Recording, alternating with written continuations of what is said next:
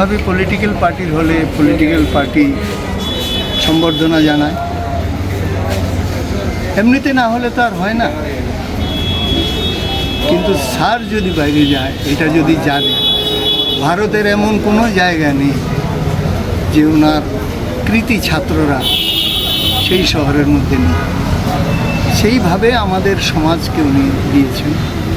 ওনার ছেলে, দুই ছেলে প্রবাল এবং পলাশ ছোট, মেধাবী ছাত্র, কিন্তু সে এই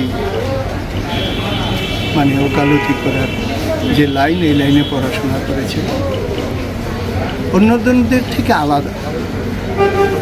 একদিকে হলো আমাদের এখানকার সমাজের বিভিন্ন কাজে কর্মে আমাদের যে ছেলেরা আছে তাদেরকে বিভিন্নভাবে সাহায্য করা, অন্যদিকে হলো আইনি ব্যবস্থা গরিব অংশের মানুষ যাতে বঞ্চিত না হয়, তাদের যাতে অসুবিধা না হয়, সেদিক পলাশ দারুণভাবে দেখেছে। এটা তার বাবারকেই শিক্ষা।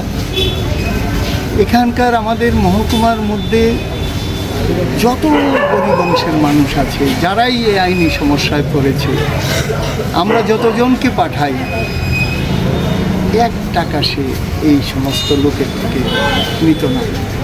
আইনি সাহায্য সেখানে দিত এবং দারুণভাবে তাদেরকে সাহায্য করত।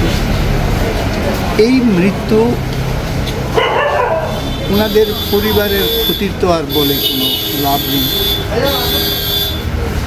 কিন্তু সেটা শুধুমাত্র পরিবারের না, আমাদের সোনামুড়া মহকুমা সমস্ত অংশের মানুষের, বিশেষ করে আমাদের এই যে সোনামুড়া শহরবাসী, তাদের বিরাট সেখানে ক্ষতি হয়েছে। এবং এই শূন্যতা পূরণ করা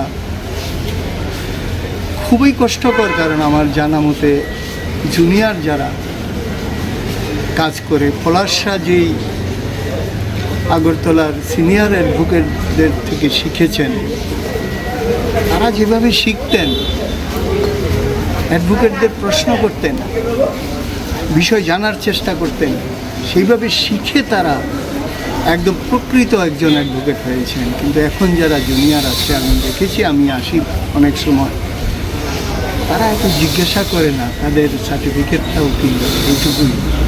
কাজে সেই দিক থেকে এই ধরনের একজনের যে শূন্যতা, কি কোর্টে কি আমাদের সমাজে এই শূন্যতা অপূরণীয়, এটা একটা দিক। আর ব্যক্তিগতভাবে